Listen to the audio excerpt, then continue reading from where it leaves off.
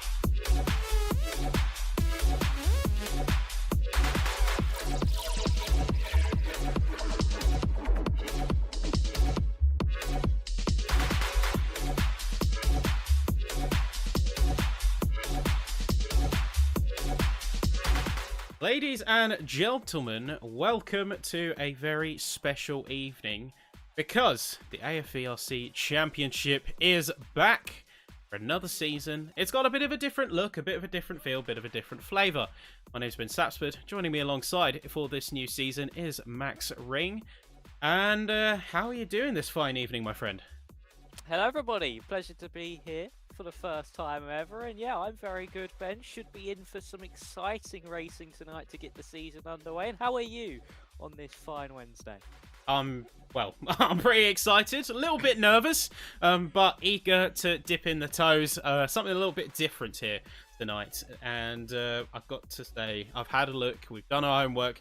Even if this is our sort of first season on the job, we've got some drivers in here that are very familiar and some drivers that really have got some chops and some serious pace. We'll, of course, be getting a chance to tell their stories in full force later on. But as far as this session goes, we are about to get underway with qualifying for the first round. Now, tonight, Max, it's Donington Park.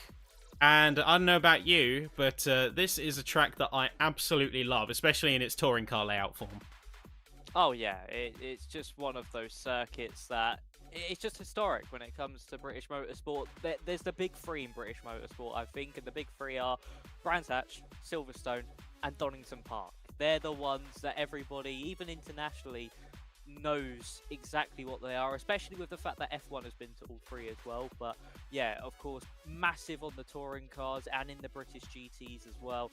So it's a circuit that holds much prestige, and for an opening round of the season, I think it's the perfect way to get things underway. It's got every single type of corner. You've got slow speed at turn one, you've got the flat out craner curves down into the old hairpin, and it just challenges you as a driver. So it's one of those circuits which is just amazing to just drive around in qualifying format, but it also provides spectacular racing. Okay, and with that, we should be rolling into things in just a moment. Worth mentioning as well, we may have a couple of technical tweaks and a couple of modifications to the session as it goes. And right now, we are just heading on board with a couple of the drivers as the HUD has decided to have what can only be described as a bit of a moment. But we are here in Donington for qualifying as things are quickly getting underway. Now, Max, have you had a chance to look at any of the drivers out on the session today? I've had a look at a couple. Of course, we did have the media day not too long ago, and that was quite an eventful one. Of course, that one was in mixed conditions, and of course, in these Porsche Cup cars, it's difficult in those wet conditions. Of course, having no TC and ABS makes it a little bit more of a challenge. So there are plenty of drivers who are potentially looking to battle at the front of the field. I know one of them being potentially Tom Stevens. He was quite quick over that media day, and of course we're on board currently with Neil Jack as he heads down the Craner curves. It's just one of those things where, yes, you've had the media day, had that time at Oldham, but of course, that's just really testing for a majority of these drivers, getting used to things, getting used to the cars. We won't know who's exactly at the forefront until potentially the end of this session here in Donington. Yeah, well, we've got to see how these drivers do. Now, worth mentioning, the slight highlights on the timing tower are for the Pro and Am class, respectively. And we'll see some of the times start to come through as it's a very quick lap here in Donington. It's a 1:04 at best, currently being posted by Will Fox as we're on board with Neil Jack at this current time. We're going to see him soon come to the end of the lap. And if we turn the track map on here, we can see that final chicane. Fox getting an even faster time with a 1:04.3. How's it going to be panning out for the number 76 car? He pans in and doesn't look like the biggest time in the world, but it's a 1:07.1, so still, he's got something on the board and he's got a chance to make up time later. Oh yeah, and of course in these 20-minute qualifying sessions, drivers will be quite heavy on the fuel to begin with, just to get some laps on the board, and they'll slowly start to work themselves down as soon as, of course, those tyres start to warm up and the fuel wears down and the track rubbers in a lot more. So what we're seeing now, especially with the likes of Will Fuchs on that 1:04.3, Toby Andrews on the 5.1, by the time we get to the end of this session, they'll probably be mid to lower aspect of the table here. So for some of these drivers, it is going to be just get through the opening phase of the session, see themselves through, And then later on, when we get to those dying few minutes, 2 to 3 minutes to go, the final couple of laps, that's where we see maximum pace. And we see drivers really pushing these cars to the limits as Jack Goring goes up into second with a 1 minute 4.739. Looking very good here from Goring. Here's Slater just coming up and through. Is there going to be anything from him here as we see the times shuffle around a little bit? We've got 20 times on the board, ranging from as far as a 104.3 to a 106.9. So there's definitely a little bit more in the tank from some of our drivers. We will be seeing how it pans out. We're sticking on board with Slater here. He dips his way down the old hairpin. That downhill can be quite deceiving. Now, say I've been lucky to play this track in a few different games, and one thing that's for sure, I always mess up the hairpin. If there's one place I'm going to mess up, it's right there. Oh yeah, the old hairpin is arguably, and also this one up here, this next right-hander, they're probably the two hardest corners on the circuit. The old hairpin just begs you to brake as late as possible and then just chuck the car through, but then of course it tightens up a lot on the exit, so you start to understeer a little bit wide. And in that same, at the top of the hill just there, just before this long straight, it's a late apex, late braking right-hander. But if you just go in a little bit too hot, you want to sort of brake just as you reach the rise of the hill onto that crest. That's when you want to start braking. If you go a little bit later than that, you're seeing yourself off into the grass. So it's a circuit that is very much one that tricks you. And because you're carrying so much speed around a majority of these corners, your mind instantly thinks, I've got to brake as late as possible. And then heading into those corners, you see yourself going straight off the road, and that's where the mistakes happen because you just get too overconfident. It almost goads you in, tries to tempt you and say, yeah, you can take a couple more miles per hour into that corner, but no. You will be sorely mistaken. We're seeing a couple of shuffles as Vernon Higgs gets himself into 10th, immediately displaced by Ethan Lee as he gets to 5.1. Top time still remains a 4.380 from Will Fawkes. He got a absolute tank slapper of a lap heading into the opening of the session, and it looks like it's pretty much stayed here. So let's see what the rest of the field has to show. We've got a lot of the top drivers pushing now a bit more. We've got a bit of traffic building up here throughout the circuit. You can see particularly in the sort of coming out of the Old Baron, or the old hairpin section. I say Old Baron. But going now into that final chicane, of course, skipping the Melbourne hairpin section. Still one of my favourite corners. Still one of my favourite corners. But Baron up to the line. What's it going to be for him? Let's hope that he gets something good. Looks like he's staying in P15, at least for now. Oh, no, that's just updated. It's got to a 4.833. So Baron's really got something cooking here. Yeah, it certainly does. And Jonathan Murphy has gone up to a 1 minute 4.6, still 3/10 shy of Will at the top of the times. I think Matt Chambers made his way up into 4th on a 1 minute 4.8. And I think Will Fuchs is just going to be even faster on a 3.80. So found a minimal improvement, but it's still a good one at the least. Those few thousandths of a second could mean everything by the time we reach the end of this qualifying session. Toby Andrews having to negate his way past a car all the way off the road, and a car just slowing down the right-hand side. There are a lot of traffic in the way of the purple Porsche as he now makes his way through the right-hander and down this long back straight, which then you need to slab onto the brakes hard as you then hit into the chicane. It'll be down to around about 3rd gear, then slowly pick the power back up as you dance over those curbs and up to the line here for Toby Andrews. What's this going to be for the number 11 Porsche? Is it going to be an improvement, or is he just going to fall short? It's going to be still 7th fastest, potentially a minor improvement, but stays in that 7th place. So as we get to the halfway point of the session, it's looking good for Fawkes, Murphy, Goring, as they are within just a couple of tenths of each other. I'm very curious to see how the times stack up by the end, as we've got 28 cars that have descended onto the timing tower, and it looks like the upper average is sort of in the 105. So you're looking at a low 5, maybe a high 4, if you are going to be with any chance, really, any chance of getting a solid starting position. And here around Donington in particular, you have got yourself... Oh, can't park there, mate. You have got yourself a little bit of a squeeze, as this is not the biggest track, and those times on the board, those lap times are going to prove that it's going to be a very frenetic start to the season. Oh, it certainly is indeed. I mean, look at that, from Matt Chambers all the way down to Ethan Lee. That's only 0.2 of a second separating the man in 5th all the way down to the man in 10th. 6 cars separated by that short amount of time. I say that Ethan Lee does find an improvement and sees himself up into 8th. So that's a nice run there from the number 63.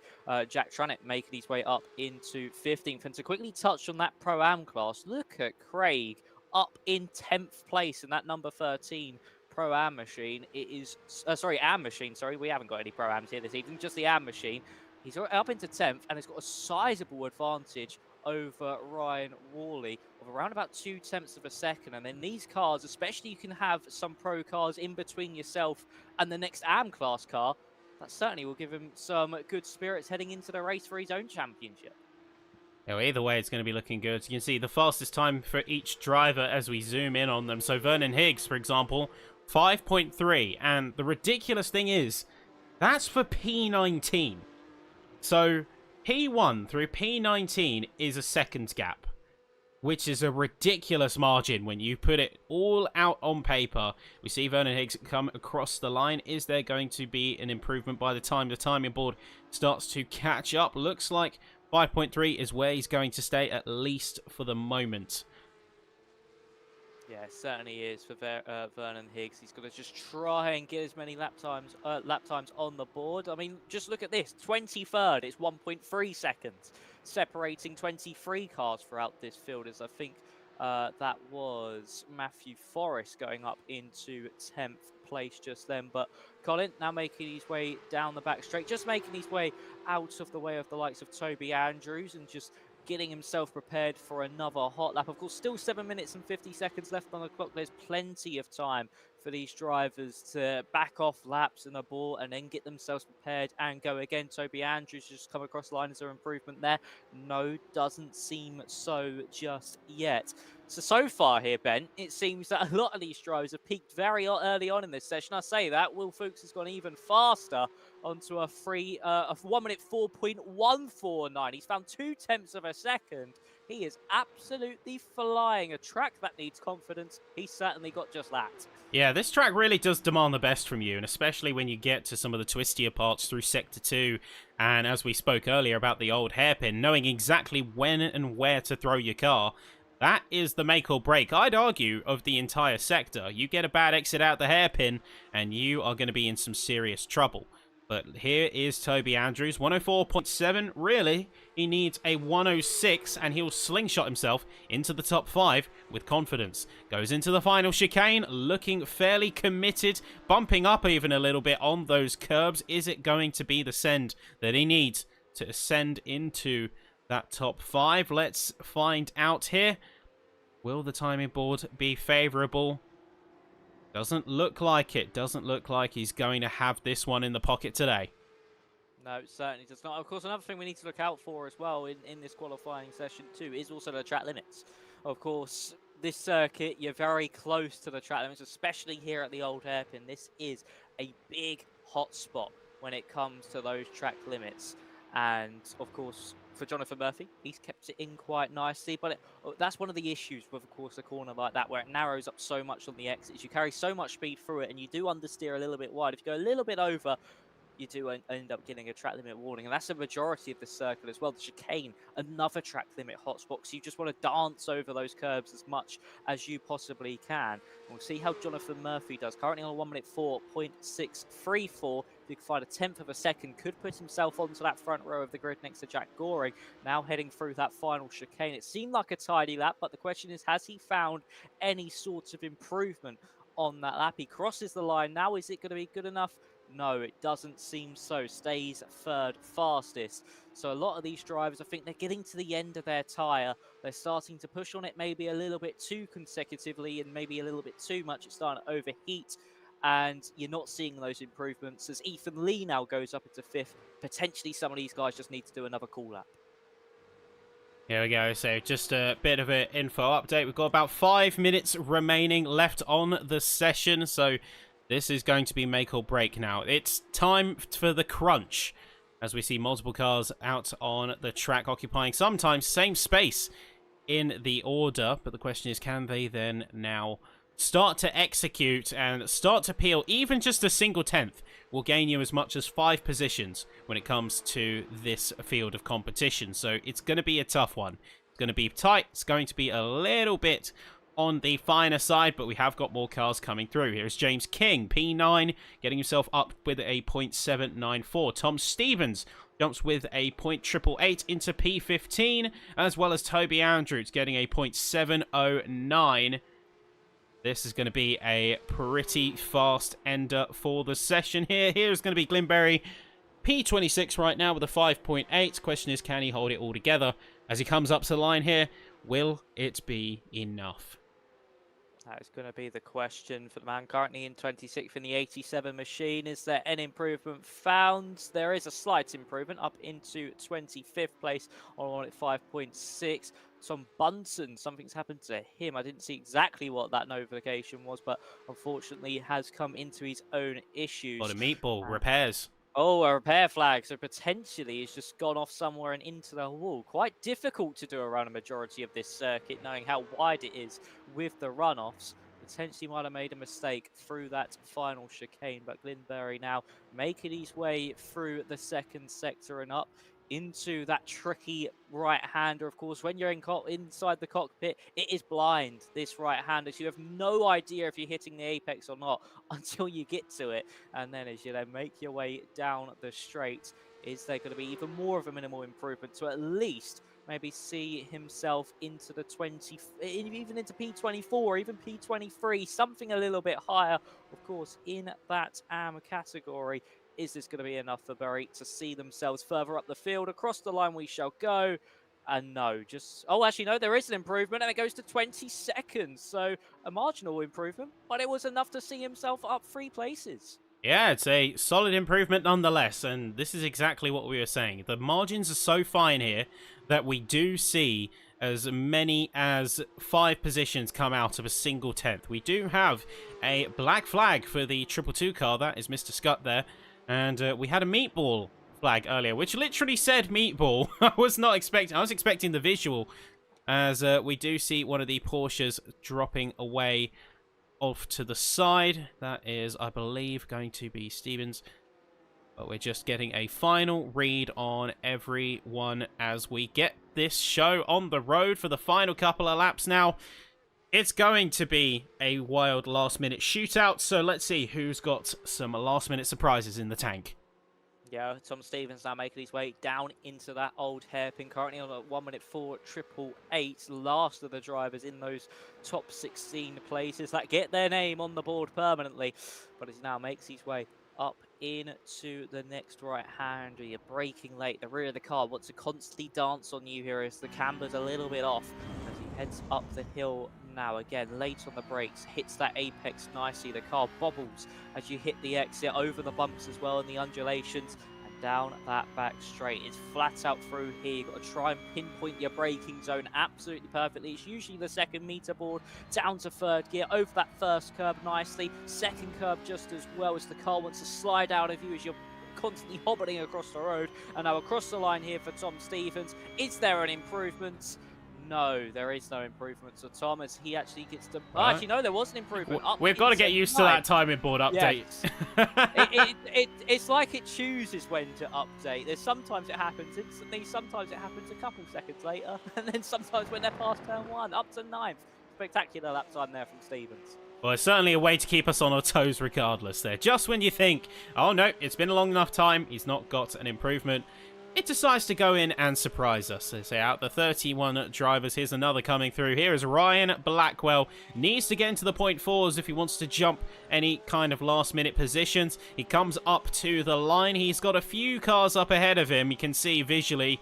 So he's running out of room if he wants to start pushing any kind of boundaries, if he starts pushing a little bit further. And it doesn't look like this one's going to be the lap, but looks like he's setting himself up. Either way, we've got 10 seconds till session ends, and we call it time. Yeah, 10 more seconds to go, and just look at the traffic that is, of course, building up through the Craner curves and then through the old hairpin. It slowly started to set itself out. Of course, a lot of drivers now in the pit lane. They're done with their sessions, but the checkered flag is out. So if you come across the line now, you are done with your session.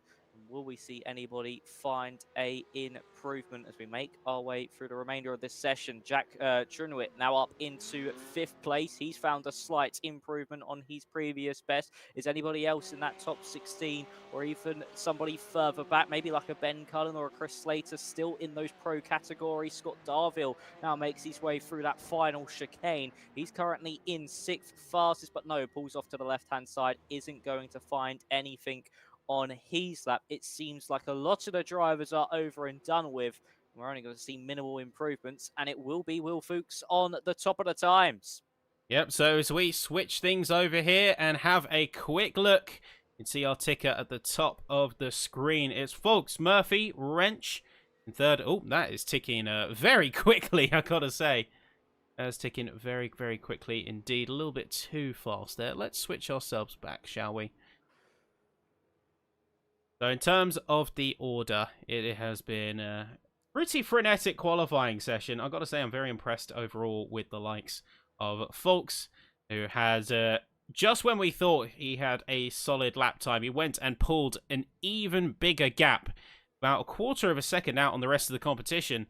And that is certainly going to put us in very good stead when it comes to the rest of tonight. Now, we are about to be heading trackside for the first race of the night, qualifying having been officially completed.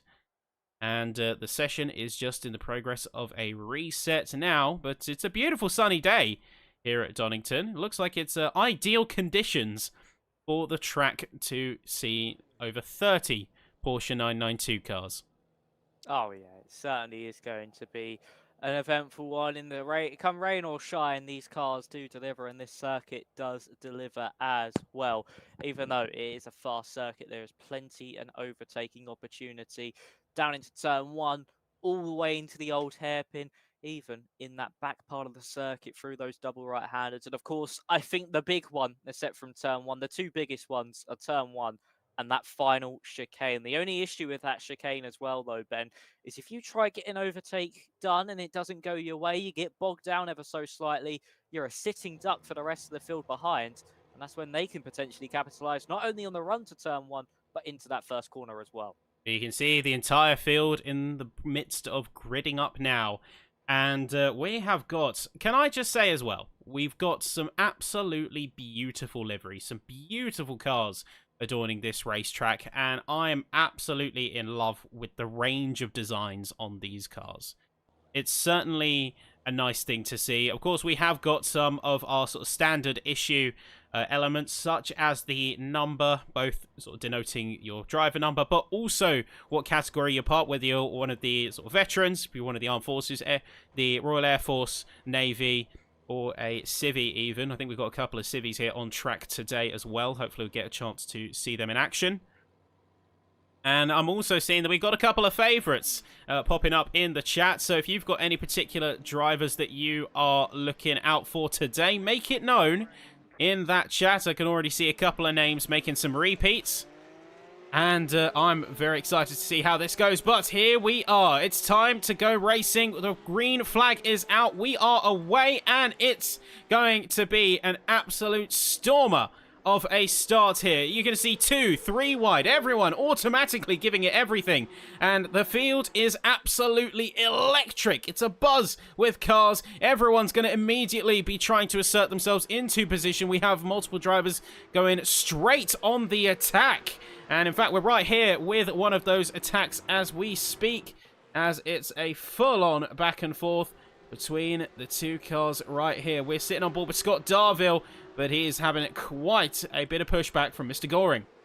Yeah, Goring actually did not have the greatest start from the front of the field. There's actually a car spinning round in the background off the road and into the gravel. So unfortunately for them, they have fallen all the way out of the order. But for Scott Darville, he's now onto the back of the man who started on the front row, Jack Goring, who has not had the strongest of getaways. That's promoted both David Wrench and Jonathan Murphy, who started in 4th, I think it was actually for him. He's promoted himself up 2 places, and that's a poor exit from David Wrench as well out of that final chicane, and that's promoted Jack Goring up into 2nd, and they're side by side with Scott Darville and Wrench through that first corner, and Darville has made his way through up into 4th place. Wrench held his position on that opening lap. A poor run, just like I said, if you get it wrong, even in a normal opportunity, not even an overtaking opportunity, become a sitting duck. It's exactly what happened, and he falls down to 5th place.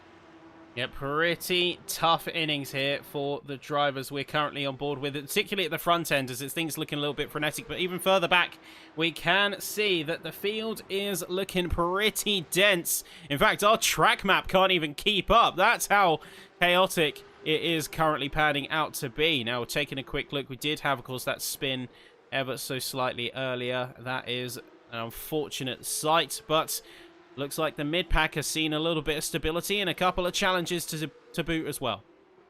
Yeah, certainly there have been some moves up and down the field. James King in 13th, having to defend from Matthew Forrest, and actually runs a little bit wide himself. Forrest says, thank you very much. I'll take that position from you, and he moves himself up into that 13th. James King now down a position as a squabble a little bit further back. That looks like it's between Dan Cross and Chris Pooley potentially over 15th spots.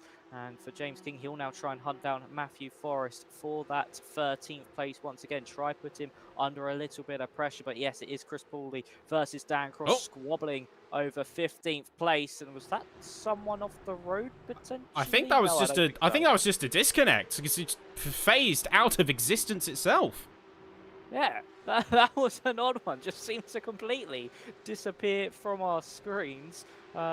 Dan Cross and Chris Prawley still squabbling over positions. David Wrench has been overtaken once again by Tronwit. He's now down to 6th place as we now run through with Chris Prawley and Dan Cross. This is, of course, over 14th place. And Cross is able to get his way through on Prawley. It seems that Prawley might be having some connection issues here, Ben, because I would say for Dan Cross, he thinks he's got the move done because the car disappears, and then all of a sudden he's back. I would say that he's using the lesser-known art of racing known as quantum teleportation, aka if I wiggle my Ethernet cable hard enough, I will overtake him.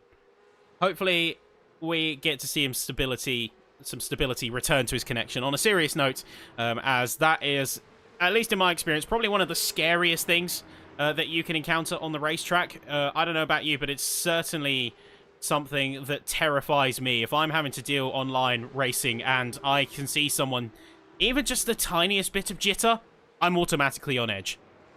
Oh yeah, 100%, especially if you're the car behind as well. If you're trying to get past the car who's just ghosting everywhere and just being invisible and just teleporting around the circuit, you instantly are a little bit more cautious with your overtakes, and you could go for a move and then all of a sudden they're actually a few car lengths further up than you thought, and then unfortunately you see yourself bogged down and then you lose places in that scenario. Will Fulks has had just an absolutely amazing start. He's 3.4 seconds clear of Jonathan Murphy already. He's just bolted off into the distance on this opening tour. Of course, in this 20-minute race, we're nearly 5 minutes through. Matt Chambers trying to put some pressure onto Tom Stevens in front, who in turn is trying to pressurize David Wrench over 6th place. Wrench has not had the greatest opening 5 minutes to this race, has he here, Ben? He started 3rd, he's down to 6th, and potentially staring at dropping all the way down to 8th, as we've now got Craig side by side here with another one of the cars. That's Glenberry. Oh, okay. Slightly phasing through their bumper there, but that was Glenberry just making his way round there. The two are going to squabble a little bit side by side, just coming out and through. And oh, no, that's a tip of the rear. That is a tip of the rear. Berry is round, and unfortunately, he's going to have to settle himself for the gravel just for a few crucial seconds while the track is waiting to be opened up. He's all the way down to the bottom. That is a brutal turn of events. Yeah, it certainly is. And actually, what's happened to Will Fulks? He's falling down the field. Has something happened to the man who took pole position and was leading away in this race? He's through the Craner curves now. No, I don't think anything's happened. It was just a telemetry issue there. I thought he was actually just falling down the field and something happened to him there, but what seems to be his teammate Scott Darville is in 4th place at the moment. But unfortunate there for Glenberry. He certainly had a lot more race pace than he did qualifying pace and was doing really well at the start of this one. And unfortunately for him, drops to the back of the field. Ben Cullen is potentially squabbling away in the background as well. Jack Goring trying to put some pressure for 2nd place here on Jonathan Murphy. Of course, started 4th, looking to hold on to that 2nd place. And Jack trying to get that 2nd place back from Jonathan Murphy as they now make their way through that final chicane across the start-finish line. And look how close they are. They are 3 tenths separated, heading down into that first corner, as Fulks is just setting fastest lap after fastest lap at this rate. He's just doing this thing for fun. Yeah, honestly, I think it is a case of Fulks just having a clean break and effectively switching his mind to hot lap mode. He hasn't got any immediate competition. He's got at least 4 seconds break on the next closest driver, and he's just taking this in his stride. He is not going to be deterred whatsoever. Look at him go. Here is going to be Goring, and that is going to be him making a little bit of a dart for position here as the two go side by side. In fact, I believe that is Scott Darville who's looking to get involved on the action here, as things are getting a little bit dicey. Murphy's going to be having to save himself for the back line and tuck straight in. But here we go, right back on it here. There's going to be a bit of a sweep coming through as Goring's trying his best to just secure and square off the position. Murphy is refusing to relent, however. Yeah, he certainly is. And of course, this is actually inviting the rest of the field into play. Not only Scott Darville, but also the likes of Jack Trumley and also David Wrench, Tom Stevens and Matt Chambers are slowly encroaching onto this battle as well. But Goring has got past Murphy, has pulled a little bit of a gap down through the Craner curves. And now Darville might be looking to make his way onto that podium here in, of course, the pro category and the overall podium as well. Murphy slowly dropping off in terms of pace. That gap really starting to open up between him and Goring. Darville darting to the inside to try and force number 7 offline. Isn't able to do so just yet, but will certainly want to try and find an opening to keep with Goring in front. It's just a little bit of a wobble there for Murphy. That's going to not help him down this straight. Really hemorrhaging time all the way down it. But luckily for him, Scott Darville was just not close enough for a move as Ben Cullen makes his way past there on Chris Pauley, and he's up into 15th place now. Yeah, because he's got a little bit of a sweep just coming out of the exit of McLean's and Coppice, and he's going to secure it through the chicane. Now, this is the typical strategy we see being driven around Donington. You go for the challenge through the second sector and then try to square it away, particularly in that final chicane, because that final chicane is, well, for lack of a better term, it's single file. You just cannot go challenging side by side in that section. You will not survive, or at least you're not going to survive in any decent time. You basically have to make a choice, and it also almost becomes a game of automotive chicken.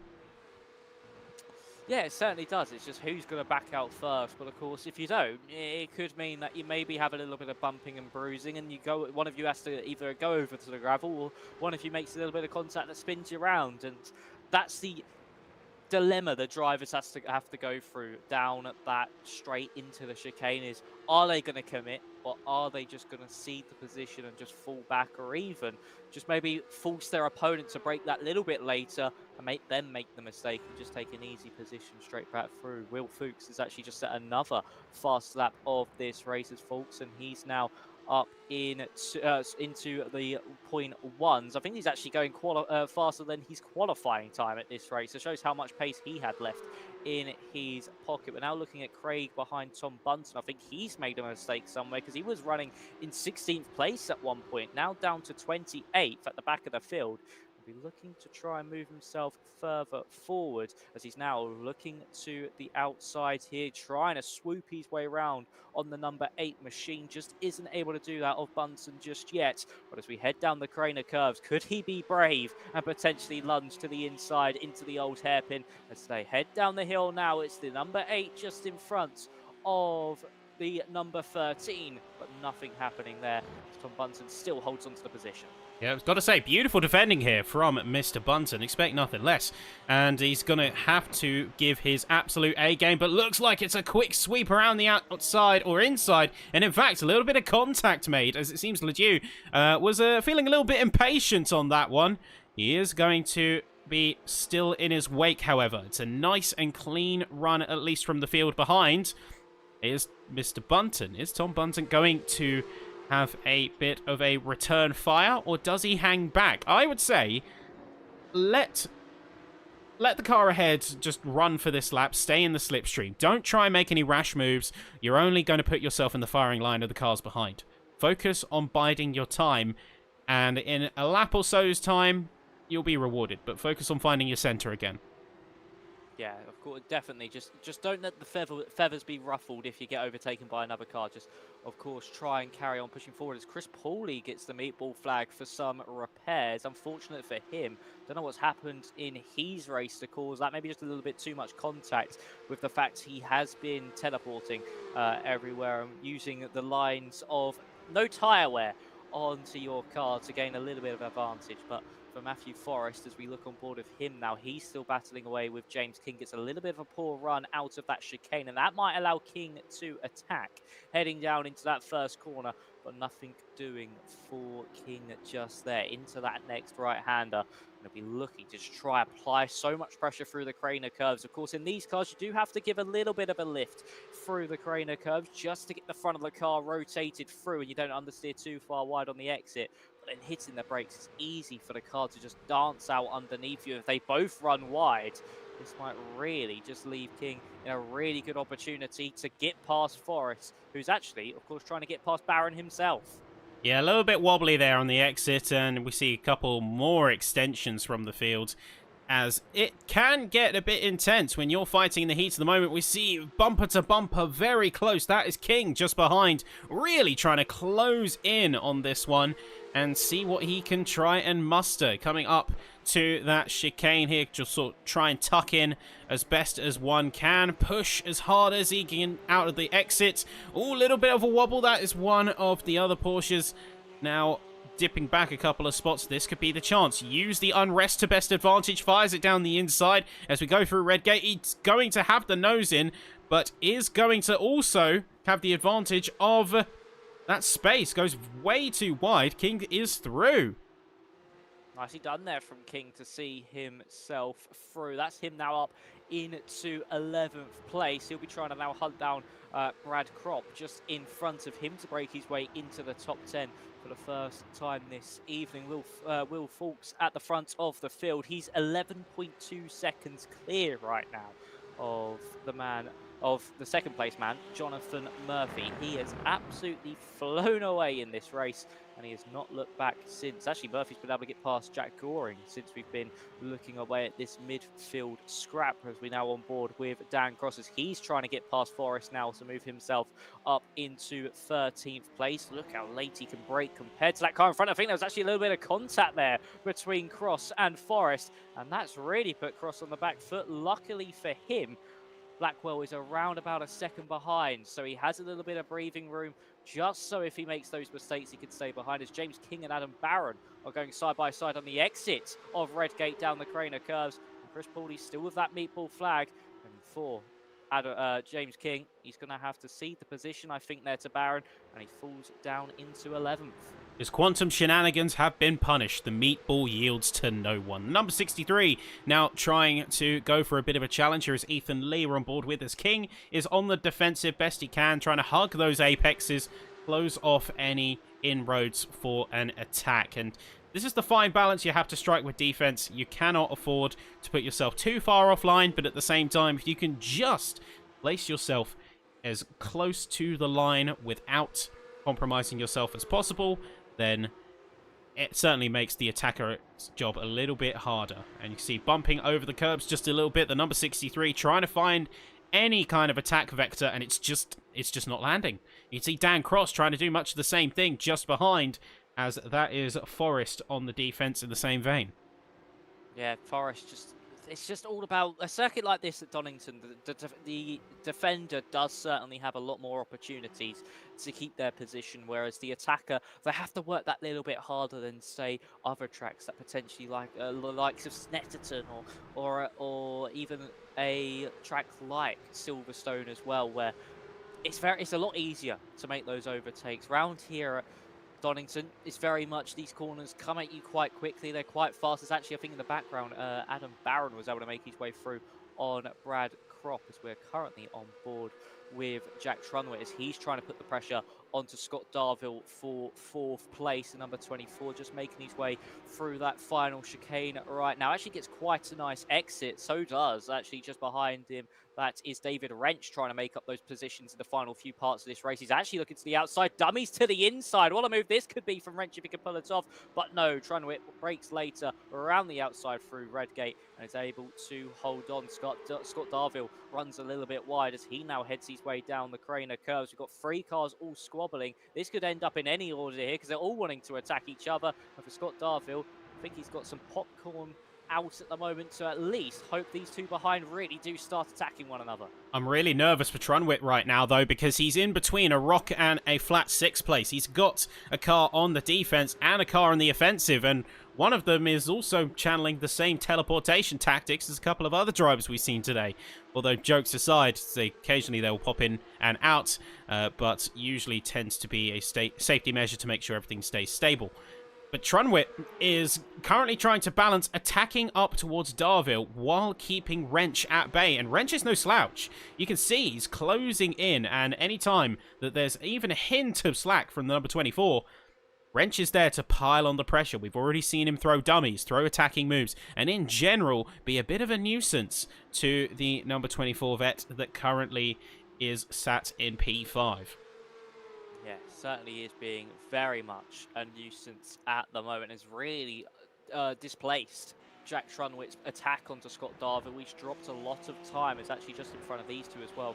Goring and Murphy are still in their own squabble for 2nd place with 2 minutes left to go in this one. Of course, Fulks, he's checked out. He's off down the road. We don't have to worry about him too much. He'll go on and win this race. Hopefully that's not a commentator's curse. Now I've said that, I've probably jinxed him.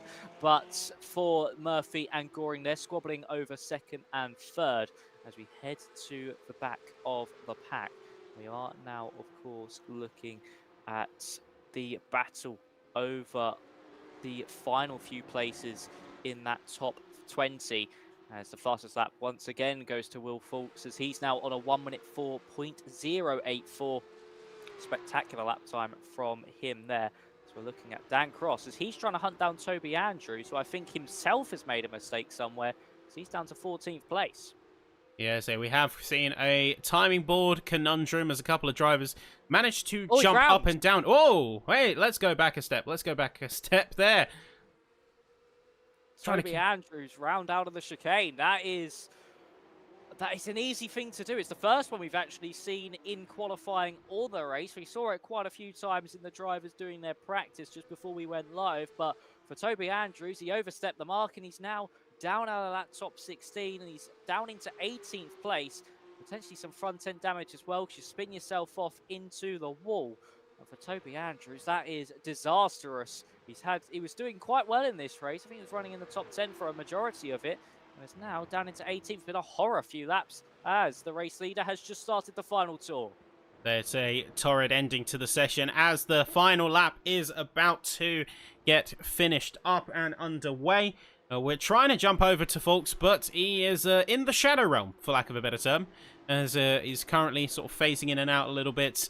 But before long, we will see him come through. And I mean, we just want to take a second to spectate and be alongside him, because look at some of the speed that he is able to carry. And I think the secret sauce here that's resulted in him finishing by about 15 seconds clear of Murphy. Now, we've seen the tight margins that we've had over the course of the qualifying alone. And to do so with such consistency, to peel this kind of gap, that is something pretty special. But in the background, we have Murphy, who is round and into the barriers. He dips out, and then coming up to the line, checkered flag for Fulks. Race 1 is his. A healthy dose. 100 points in the pocket. Folks, what an opener to this championship and this season. That's sheer domination to start off the season. Unfortunate there for Jonathan Murphy, who was running in those podium places for so long. Potentially some contact between him and Goring sees him out of the race. It's Goring, Darville, Trunwitt, Stevens who's been able to make his way up to 6th. No, David Wrench is able to take 5th place, sorry, from Stevens. I think they might have had a drag race to the line. And it's Chambers, Crop, Lee, Forrest, Blackwell, King. Going to be rounding out your top 12 before Cross, Cullen and Worley. I think there's been a kerfuffle in the background as well, because Worley's now up into 15th place.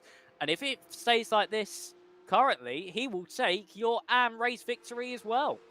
Yeah, a bit of a change-up, a little bit of a shuffle here, and we'll get the full results in front of you in just a moment. But last couple of cars rounding their way through.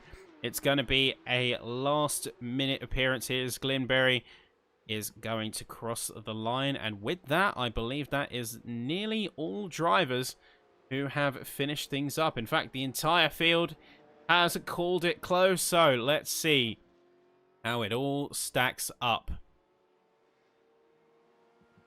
Yes, it was a brilliant drive there from Will Fawkes to take that race victory from Jack Goring, Scott Darville, Jack Trunwitt, Wrench, Stevens, Chambers, Crop, Lee and Forrest. Rounding out that top 10. Of course, we can use the championship standings for this because that's exactly how they finished. And it's Blackwell in 11th, 12th for James King, Cross 13th, Cullen 14th, Rawley getting the AM victory and taking 15th in the standings. It's Barron, Andrews, Lindsay, Barris and Vernon Higgs who rounded out the top 20 finishers. So for the rest of the field, we had Chris Slater in 21st, Craig in 22nd, Neil Jack in 23rd, Ben Weston was 24th, Scott, Eastwood, Bunton, Bury, rounding out your finishers. And then I think for Murphy, he potentially retired on that final lap, dropping down to 29th. And unfortunately for him, a solid drive for that one came to an end. And it's Adrian Warmington who also retired from that race in 30th. With then Gray and Pauly rounding out the rest of the field. The other drivers I don't think have taken to the grid this evening, but for Pauly, he finished 32nd out of 32nd, and unfortunately for him, he was our first retirement. And of course, the teleportation seemed to not work because it teleported him to last, Ben, not to the very top of the standings. Yeah, not quite panning out on that occasion. So we did have a couple of, we'll call it placeholder testing values there still in, but we'll get that cleaned up, make sure for the next time round. That is where we're going to do it, at least for race 1. But if you've been here at AFVRC for any period of time, you'll know that there is a little bit of a spicier element involved, and that is the reverse grid for race 2.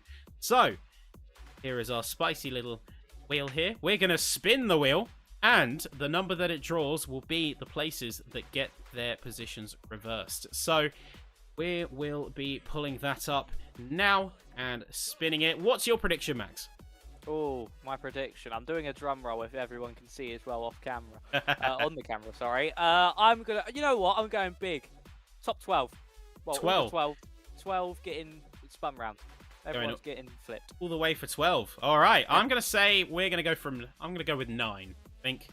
So you could roll anywhere between 6 and 12, and then those positions will have their grid positions reversed. Let's spin that wheel, and in no particular... Oh... Okay! So, to start things off, things are a little bit tame. The first 6 positions. The first 6 positions. We'll ease things in. We'll keep things nice and simple. So that means that Tom Stevens is going to be at the front of the order for the second race, as the new server is soon to get restarted. We'll have Wrench in P2, Trunwitt in P3, Darville in P4, Goring in P5, and Fawkes is not going to have the luxury of having that clean break like he did in race 1. He's got the pace 100%, but he's not going to be able to be in the docket just at least for the time being, as we are going to make sure as well that we get everything saved. Make sure that our replay is served. And then we will be having a quick technical intermission, hoping to solve couple of bits in the background, and we'll be right back with you, folks. So do not go anywhere. When you rejoin us after a short intermission, we'll be with you for race 2.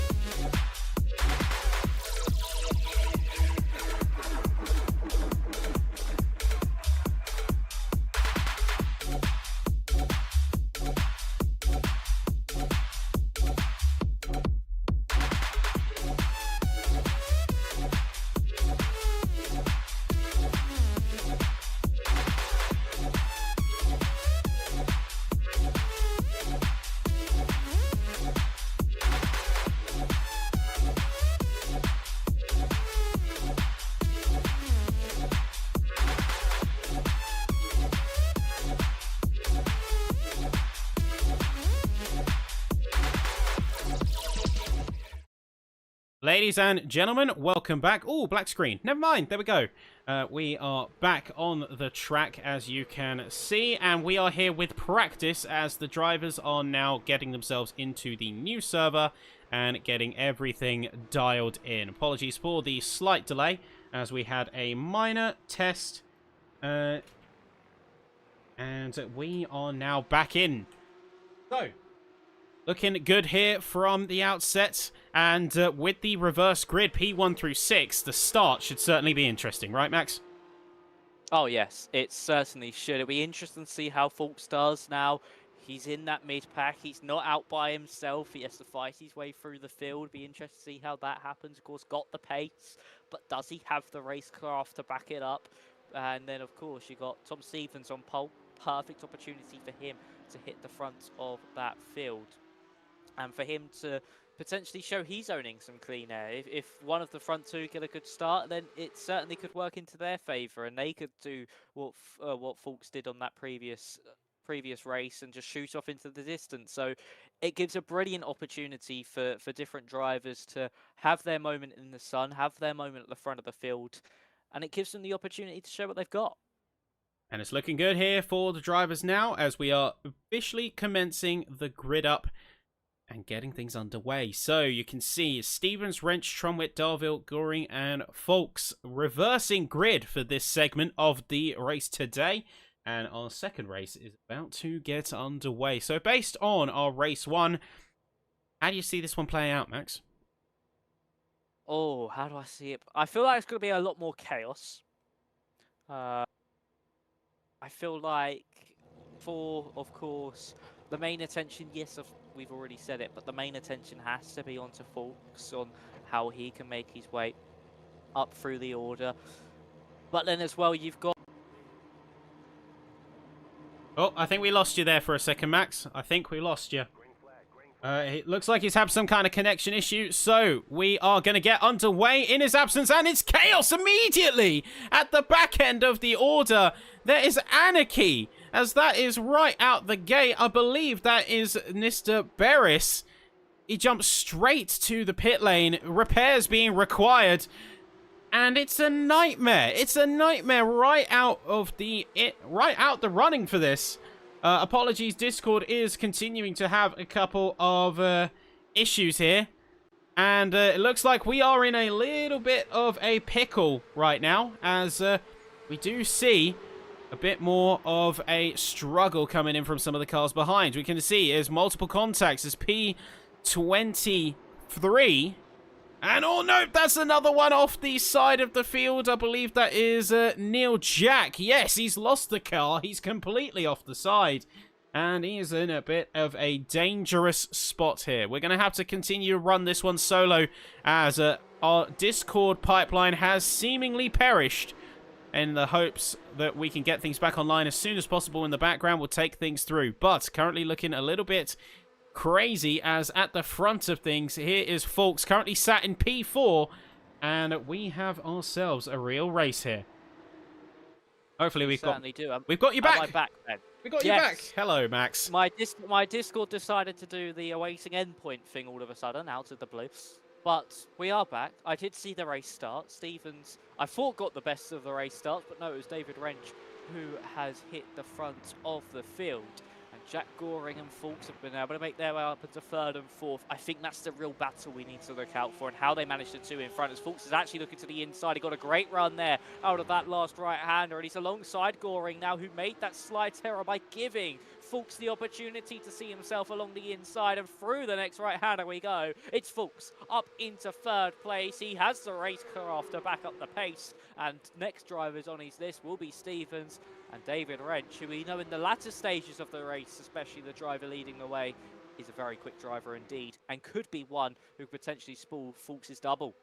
Well, he's currently chasing onto the back of Stevens, and things are looking good so far. It's a 4.7 here for Fulks. So, fastest lap of the session in the opener straight away. He's thrown down the gauntlet and said, you may have put me in P6, but that's not going to stop me from fighting tooth and nail for this top spot. He's already onto the back of Stevens. He's going to be absolutely not in terms of wasting time. He's all for the attack, and here and now, he's already pressing up to the rear bumper as Stevens is feeling the pressure right out of the gate here. He goes for a send, he goes on the attack, and it's a very nice move out of McLean's as we get into the third and final sector here. Can he close this one off? It's a P6 to P2 start for Fulks. This is looking very promising. And we're only 3 laps into this one, so he has had a flying start in this race so far. Fulks is just really chugging along. He's getting past these drivers thick and fast. Next is that move for the race leaders. I think that was Chris Pauley getting another meatball flag. Unfortunately for him, that's his second of the evening. Italy would love this guy.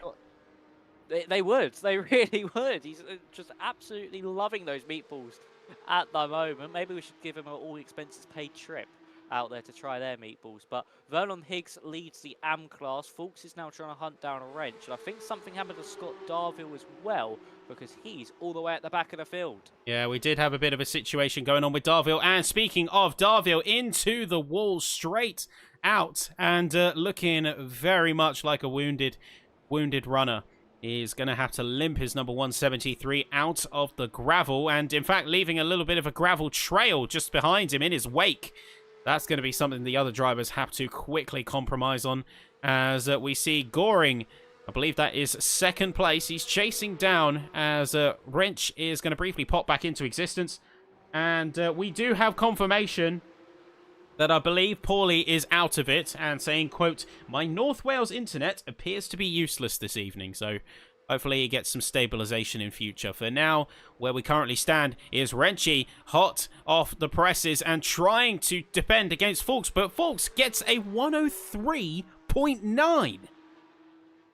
Wow, Fulks is just so fast, and now through the crane of curves, they're side by side into the old hairpin, and it's Fulks who takes the race lead in a daring move around the outside of the crane of curves. Runs wide though, and that gives Wrench the opportunity to fight back. He's got to look to the inside through the left, which then leads him on the outside for the right-hander. He's trying the up and under, but Fulks carries that momentum. He is able to draw alongside ever so slightly. They're side by side now into the next right-hander. The track favours Wrench on that inside line, and he does find his way back through as they now run side by side down into the next chicane. It is Wrench just in front of Fulks as they then slam onto the anchors once again, and on the inside it will surely be Wrench who gets through. He does, but it offsets his run now down into Redgate, and Fulks will want to try and fight this one back as he will have to look to the outside line as Wrench is all the way over to the right hand side as he tries to defend this one from last race's race winner. As we now head to the inside, the man who won race 1 is having to put in the hard work here in race 2 to try take the race lead away from Wrench as they now run side by side through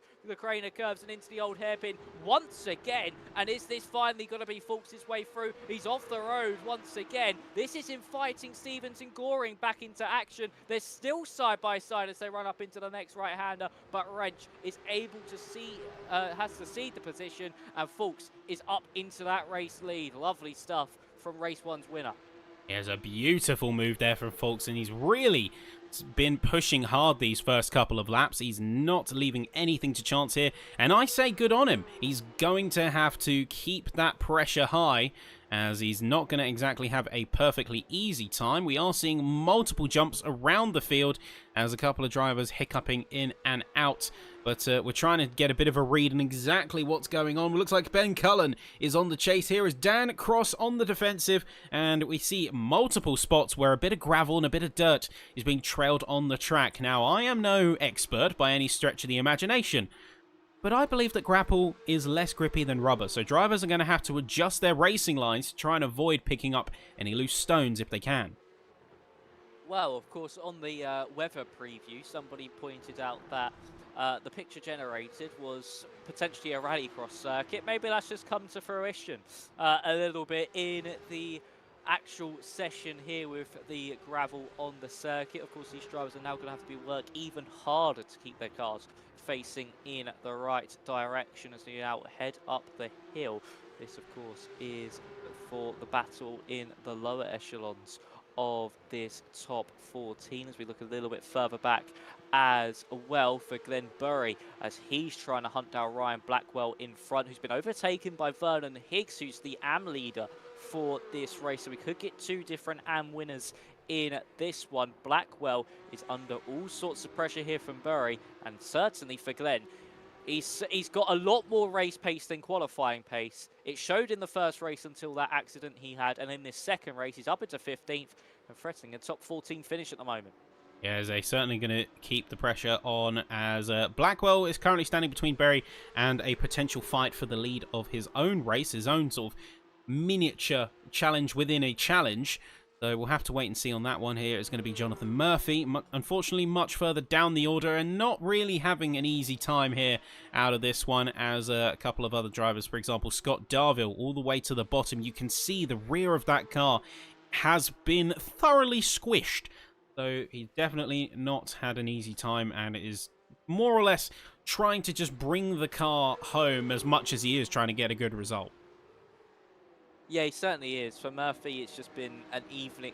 What was started off an evening of delight is Bury now gets a meatball flag. Another incident for the Porsche, and unfortunately for him in the AM class, who was fighting for potential AM victory, it's gone away from his. Dan Cross is now looking all the way around the outside here on to Matt Chambers for that 7th place at the moment. They're side by side now as they head down the Craner curves. We didn't see this in the first race at all, but everybody here in race 2 wants to just try and throw it side by side through the Craner curves and have a little bit of fun. It's a little bit rough, and he's round! Chambers. Oh, there's contact. Round goes Dan Cross. Chambers off the road. I think that was always inevitable. That's someone else off as well, who spins back across the road. Big contact in this race. And unfortunately for Cross, it was a daring move, and he's round again somehow. Potentially some suspension issues there for the 263. Yeah, it's a very slippery slope, and things can very quickly snowball out of control. The minute you have one off and you take any kind of damage, it becomes exponentially harder to keep that car under control, especially on the limit. And you want to try and keep the pace up, considering your opponents are right there, and they're not going to be giving you an easy time by any stretch of the imagination. For example, we're on the board with Ben Cullen right now. And say apologies, looks like the numbers on the actual cars are a little bit different to what we have pre-programmed. We'll get those rectified as soon as possible. As the number 909 is on to the side of the 321 car. And that is going to be a heck of a push right now. Two of them are certainly not leaving anything to chance. No, they certainly are not. I think they saw what happened on that previous lap just in front of them. They're like, yeah, we're not really going to attack this one too difficult, as we see 2x2 here actually further back. I think this is actually Darville still pushing on, so potentially doesn't have that much damage on the car, even after his incident earlier on at Redgate, and he's now just pushing his way further up the field and trying to reclaim some lost positions earlier on. So, of course, he's behind, I think, Colin Scott here, who he's now going to try and get past for one of the lower points places in the 20th places, as he's been able to make his way a little bit further forward. But for Darville, I think this was a perfect opportunity for him to at least score another podium. But some chaos earlier on, unfortunately, has derailed his race entirely. And it's just, unfortunately for him, a bit like what happened to Jonathan Murphy, it's just ruined his evening completely, as Warmington actually goes all the way off the road. Yeah, he's gone all the way off and has lost some serious time there. It's not looking ideal for him, as he's got to keep the cars... Well, he's got to keep the car fairly fresh and on the straight and narrow if he wants to keep this one together. There's a bit of a question mark surrounding these drivers now as we get to the second half of the race, and that is how much they are willing to push, how much they actually want to fight. Because when you're getting to these later stages of any race, long or short, as it looks like we have a car off the side of the track, we're trying to get a read on exactly who that is now. I believe that is a Ryan Worley. Yes, he's just spun himself back onto the course. Oh, beautiful Colonel livery. Bonus points for the Colonel livery. P1, absolutely. 10 out of 10. But we are going to see drivers make those judgment calls. Am I going to push, or am I going to stay and preserve the position I have?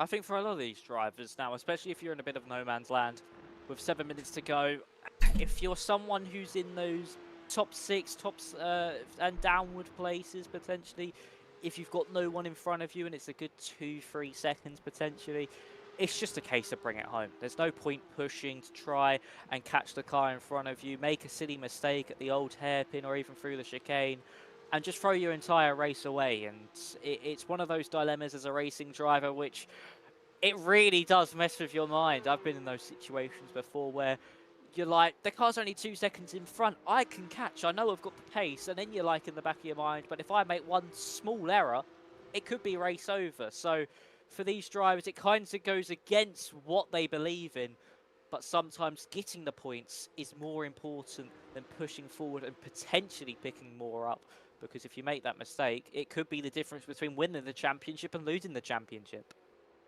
Yeah, so those simple judgment calls can sometimes really come back to bite. I mean, we're on board now with, I believe this is Toby Andrews, and you can see he's got an opportunity in front of him, but he's not exactly chomping at the bit to go for it. He's not taking any aggressive lines. He's just focusing on keeping a consistent run. Now, if he gets closer, if the 321 up ahead of Brad Kropp, if he does get closer, happy days. He's got himself an opportunity to go for a move, but he's not going to be overzealous in his attempts to get the position on him.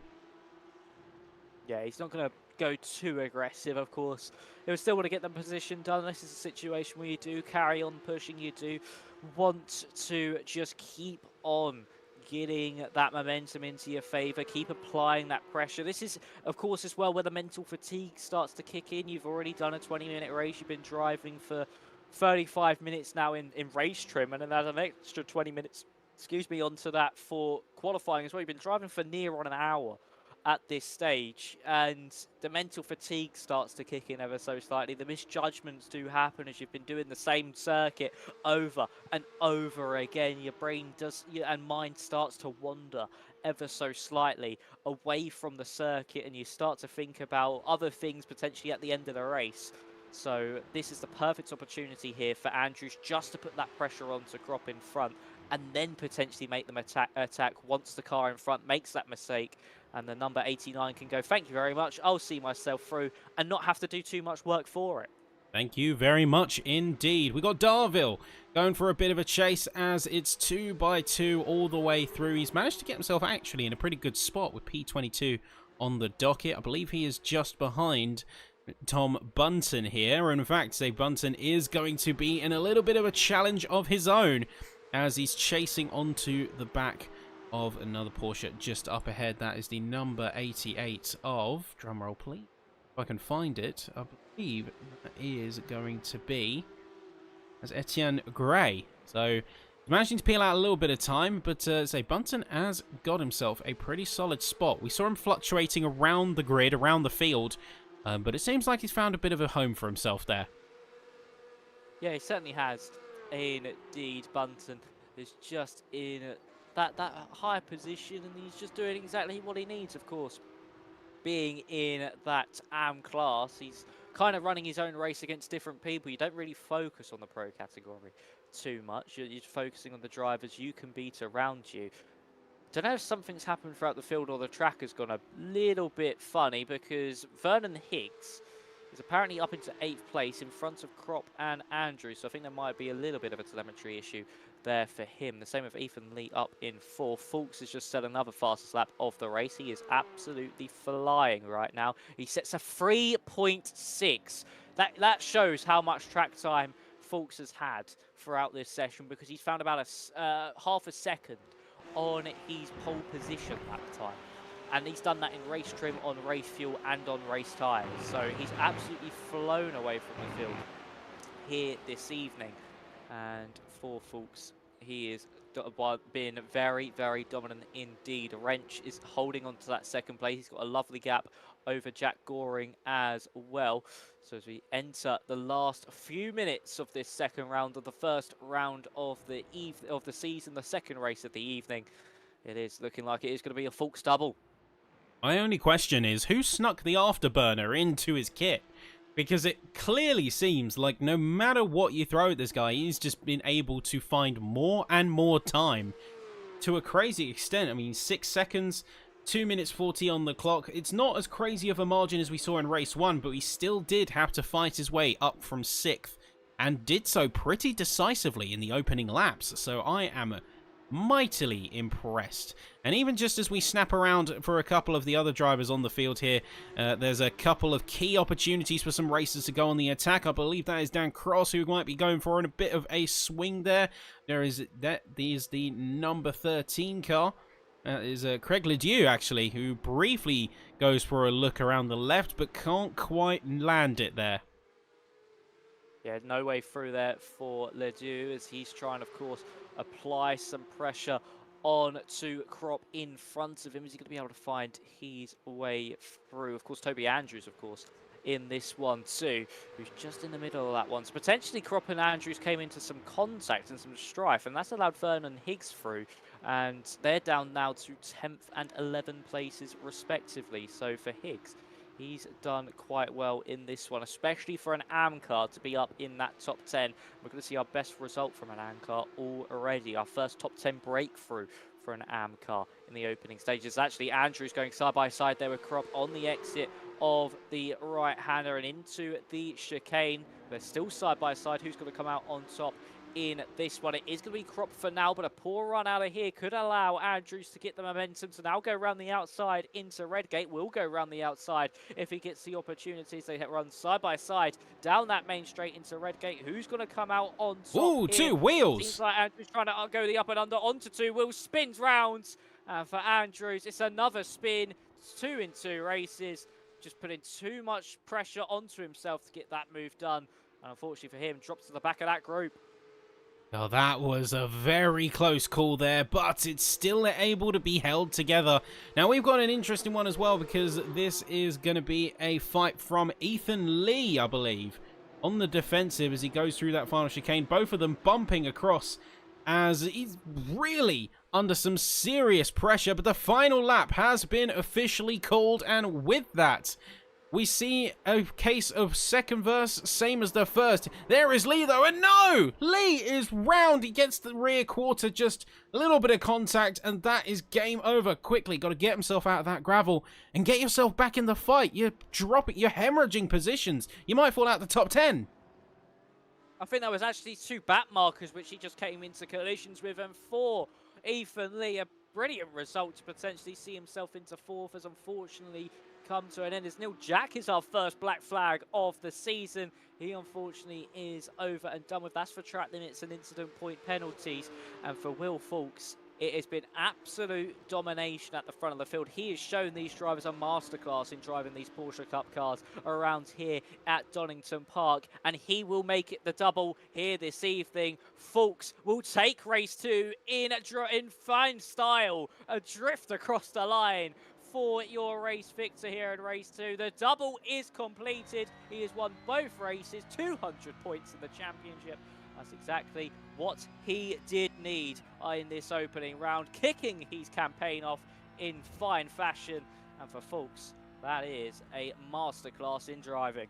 A beautiful result and a brilliant show as we see more drivers making their way through to the end. Here is Baron on the hunt, on the chase, and we can see a stellar finish from himself as a P12 here. So a very nicely done race out of everyone here tonight. It's been a particularly good race for the likes of the reverse grid drivers. They dodged a bit of a bullet in a way. They did get themselves a bit lucky with P1 through 6 only. We see Bunton coming up to the very end of the line, trying to fight for P21 against Slater, and can't quite get the move, but still really did put up a good fight. And so I gotta say, I think he did come out with a few positions improved on that one. Yes, certainly did for Bunton. 22nd, a nice result there for him. It was a good performance indeed. And of course, that is the end of this evening's action when it comes to the on-track stuff. And for Fulks, he'll be happy with that double. Nicely done indeed. And Goring actually also got 2 podiums in that one as well, I think. Ben's the 2 drivers opening their campaigns quite nicely. And for Goring, I think at the moment, he's the one that looks like he could potentially be the one pressuring Fulks for that title the most after this opening round. Yeah, it's a very impressive show here, and we'll pull up the standings one more time. Ignore how it says championship standings because the mainline results didn't want to seem to appear. So, folks, with another very impressive result out of tonight, with Wrench and Goring completing the podium. Stevens and Chambers complete our top 5, and then it's Cullen, King, Lee, Vernon Higgs, and Crop who finish out our top 10. The 11 through 20 is going to be Blackwell, Barron, Ledieu, Lindsay, Trunwit, Andrews, Forest, Cross, Warmington, and Gray.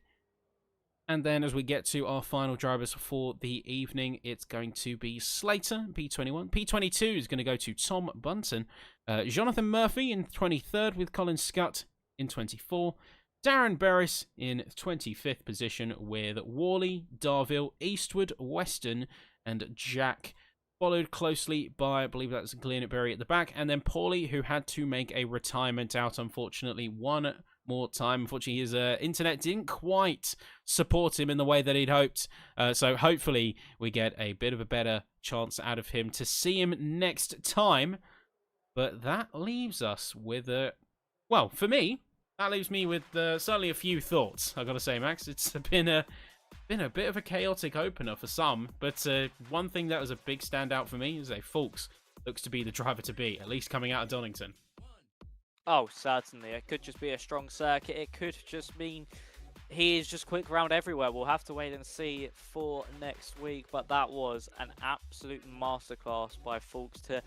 He just dominated it. He even had the racecraft to back up that pace. Usually you see drivers who are that quick, of course they're fast, but then they don't have the racecraft. They're a little bit clumsy with their moves. They make those mistakes, but for Fulks, he had that spectacular battle with Wrench for a good lap and a half between him and Wrench for that race lead, and they both gave each other ample room. They were being very respectful of one another. They were leaning on each other, but they were making sure there was enough room where contact wasn't made.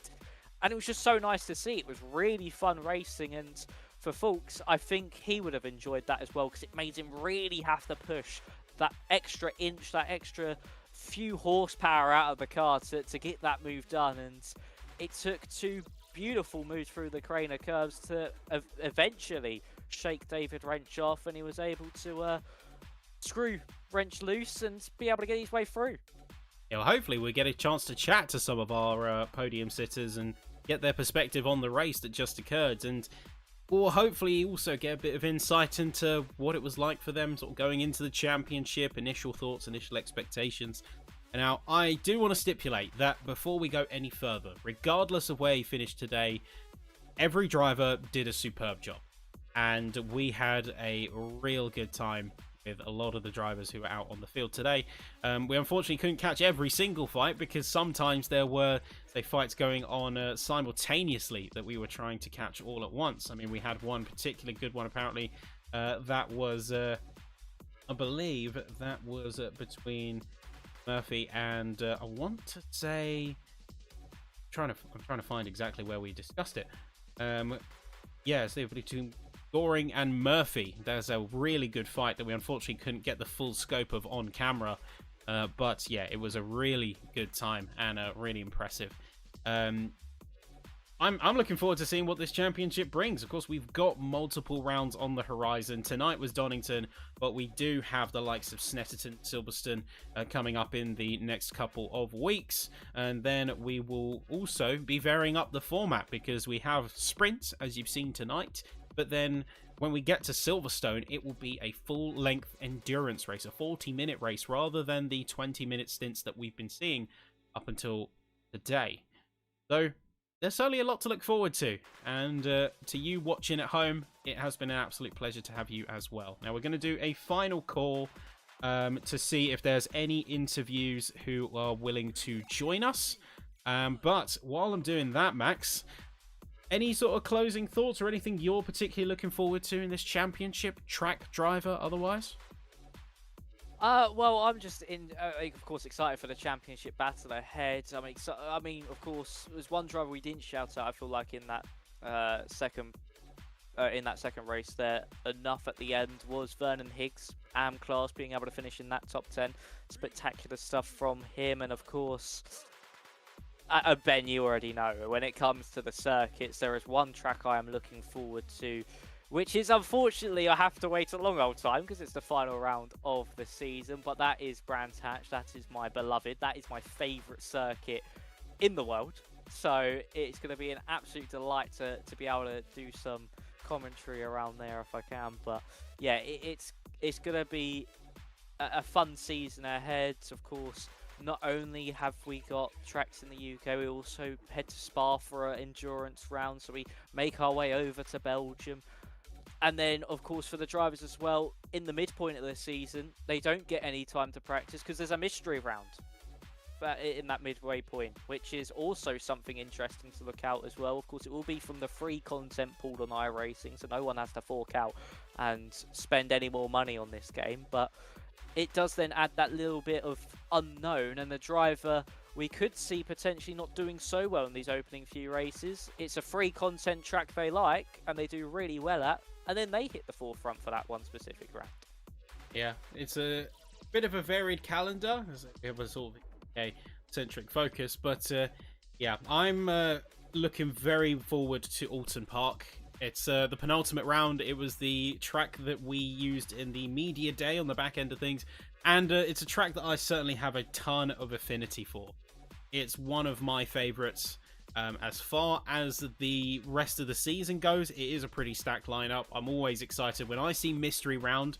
My eyes light up, and I'm certainly going to be looking forward to seeing what that brings. But we do have a couple of interviewees. Unfortunately, Goring cannot join us as a P3 finisher, but we do have Will coming in, and we should be able to hear him in just a second. So let's grab them in here.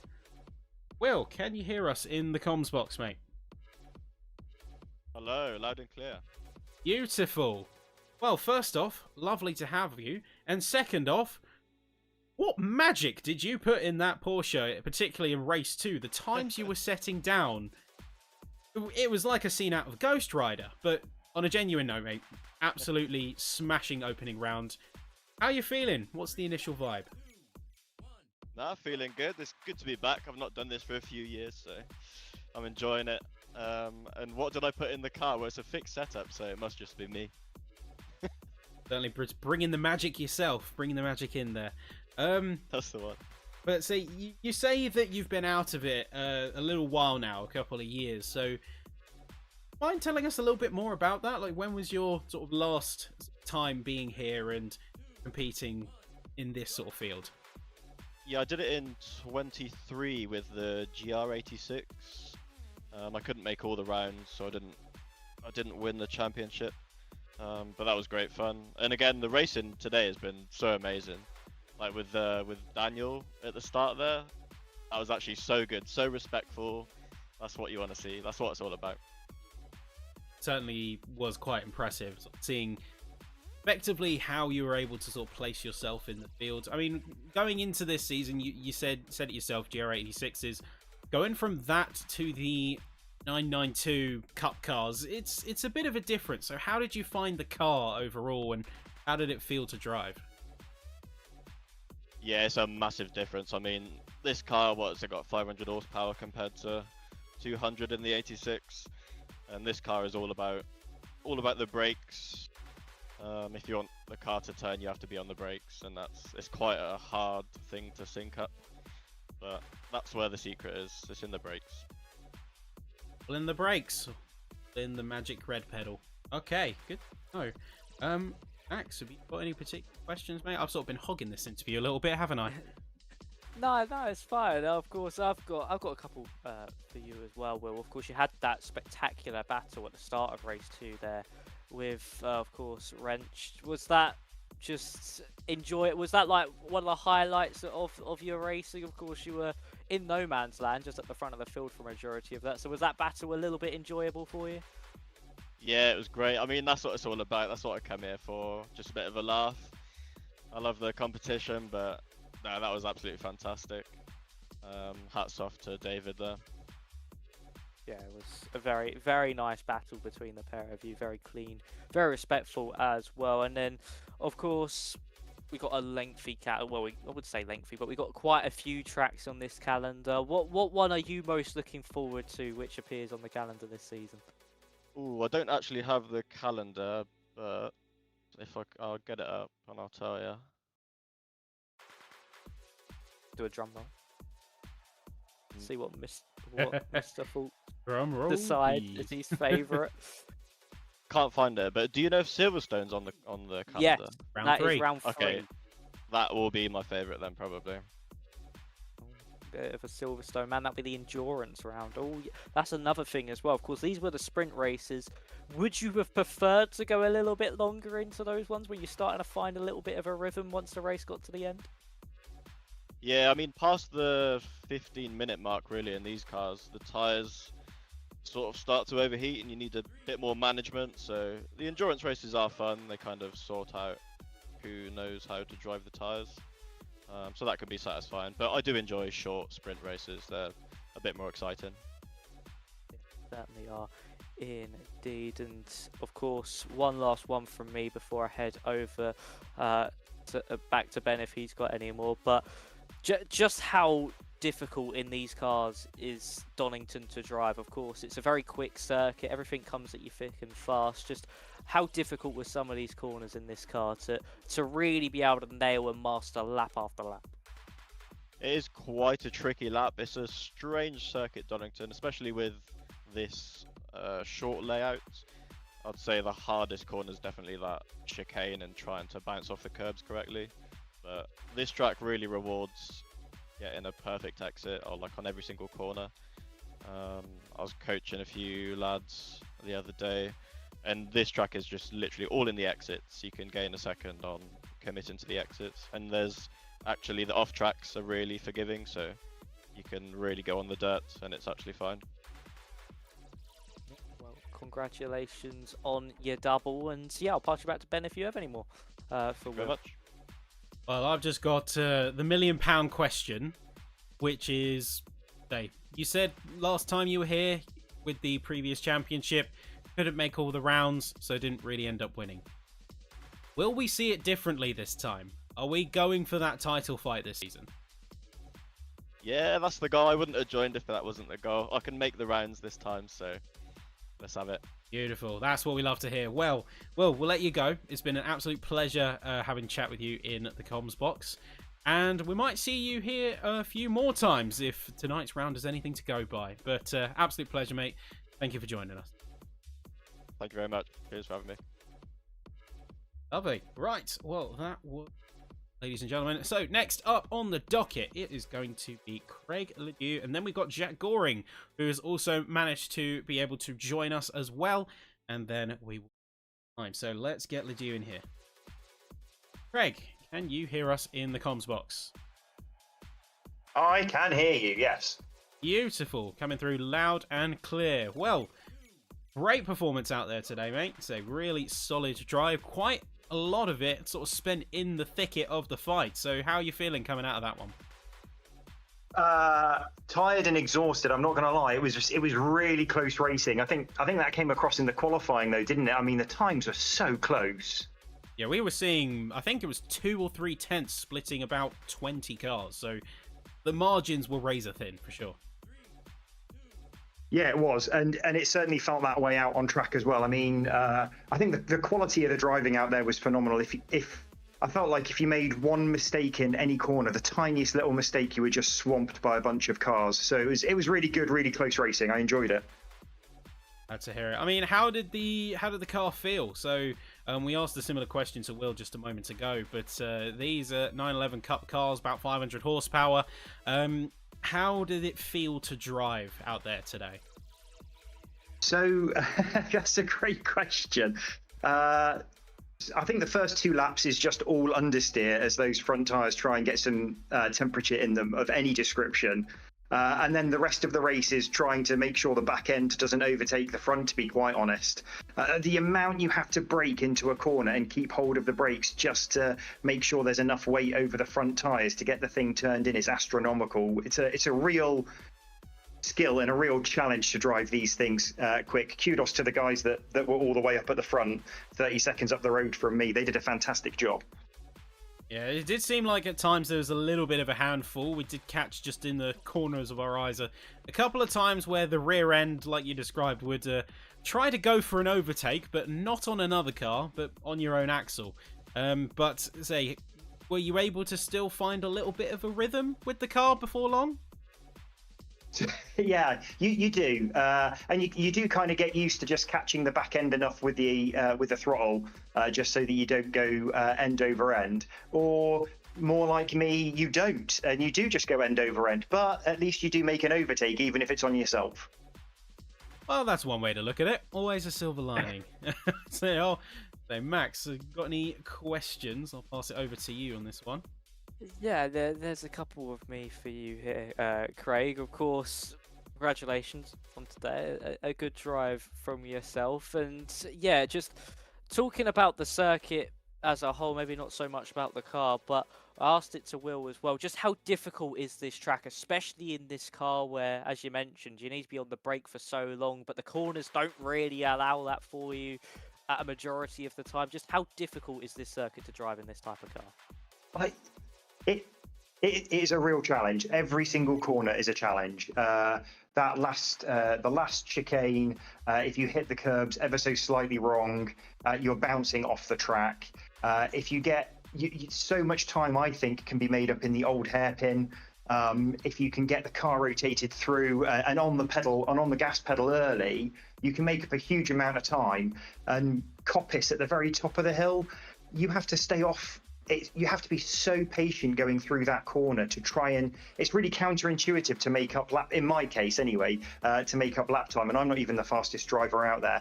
Every corner is a completely different challenge and really, really difficult. Yeah, it is. It's just such a tricky track, especially in this type of car. And one last one from me. I'm not sure if you've got the calendar up or even know the calendar fully off by heart yet, but out of the circuits on the calendar, what one are you looking forward to the most? It would be remiss of me not to say Spa. I think that's gonna. How many cars did we have here tonight? 28, I think. Was it 28? 32. Was it 30? Watching 30 cars go through Eau Rouge on that first lap is just gonna look absolutely stunning, I think. Yeah, I think it certainly could. And I mean, that is one of the only rounds this season where we go abroad from the UK. So yeah, it should be quite an interesting one. And actually, one more from me. Of course, that was only a 20-minute sprint. How are you feeling when we move into those 40-minute endurance races like Spa and Silverstone? And also, we come back to here for Donington Park, I think on the alternate layout, for another 40-minute endurance race. Just how confident are you feeling for those ones later on in the season? To my competitors out there, I am full of confidence, and I have no doubt that I can win them. Between you and I'm absolutely terrified. Well, we'll see how you do in those endurance races. Of course, you've still got some time to prepare. We have another sprint next week, so it gives you more time to understand the car. But yeah, that's all from me. Ben, do you have any questions? Just the big one, which is talked car, we've talked track, we've talked this evening, but look into the future now. Championship predictions, where you looking to land yourself by the end of Oh, you know what? I would love to be fighting for the amateur championship. That would be awesome. Those are the drivers that are at a similar skill level to me. If I can pick off the occasional pro in a clean race, that would be amazing as well. But really, I'm hoping to get on the podium as many times as I can for the amateur championship and fight with those guys. That's going to be awesome. Can't wait for it. But in the meantime, I'm going to let you go, mate. So a massive job once again. Want to really emphasize that. You did a cracking job, especially holding your own in such a condensed field and such a chaotic one at times. Keeping that cool is no small feat. So well done, mate. I think well-earned rest. You said to yourself you were tired, so going to let you go. Cheers. Have a good night. And to you, mate. And to you. Well, that was Craig, ladies and gentlemen. We have one more guest joining us this evening as our opening round. We'll give it sort of double time on the interviews. And Jack Goring is going to be our third on the docket to join us. Let's have him in. Right, Jack, we've got you in. Can you hear us? You're on your phone, apparently. Hello, you're on. Okay, a little bit quiet. Let's turn you up a tad. But all that aside, great job out there today. Really good running, really good race. They came in P3 at the end, so how are you feeling? Yeah, not too bad actually. It was a good race, good debut to the series. Yeah, no, really pleased with both results. I think due to the amount of practice, could have probably got a bit more practice in. That really showed with the the times in both the races. Second race I was a bit quicker, but then I think probably down to temperatures that helped as well. Yeah, I mean, on the topic of temperatures, that seems to be a bit of a contentious topic, particularly when it comes to the car. Getting those tyres in that sweet spot seems to be a bit of a sort of sore patch for otherwise keeping the car under control. So how did you find the Porsche today? Yeah, I found it quite good. I was finding about 12 minutes into each race, like the rear tyres were sort of stepping out a bit, especially going through like some of the long right-hand corners around Donington. But on the whole, it was quite comfortable. The fixed setup definitely it suited that track quite well. It was quite comfortable to drive, to be fair. Yeah, as they seemed like that car, you settled into it quite well. You found a good rhythm, and particularly during that second race, you were really in the thick of some good battles there. So how were you finding it, sort of being under pressure like that for, at some points, a pretty extended amount of time? Yeah, no, it was quite good racing, quite clean from everyone. Slight altercation in the first race, but other than that, no, it was on my end. It was quite a clean race. There was quite a lot of respect out there, so you knew that people weren't going to throw silly moves in and stuff. So no, it was quite good. You could sort of drive around and hope that you're not going to get punted off most of the time, unlike like daily races and stuff on iRacing. So no, it's quite good. The pressure is, I mean, it's there in every race, isn't it? It's you always know if you got somebody quite close up behind you. So, but no, it was quite good. As I say, the clean racing definitely helped from the first race. So going into the second one, it was quite it was quite good. Enjoyed it. Certainly sounds it. So I'm going to throw it over to Max. If he's got any questions. Yeah, a couple from me, Jack. Of course, you dabbled on that incident there with Murphy on that first race. What actually happened there? We weren't able to catch it on the stream. We were focusing a little bit further back. Was it just a slight bit of contact sent him into a spin? So I've looked at the replay, and obviously with iRacing's netcode, I think we just got slightly tangled. It was close. If it weren't for the netcode, it was going to be, I would have tapped him. Probably wouldn't have sent him into a spin, but I think, it was down to the netcode. It's the last lap, we're both going for the inside, and just on the way through, got a bit close.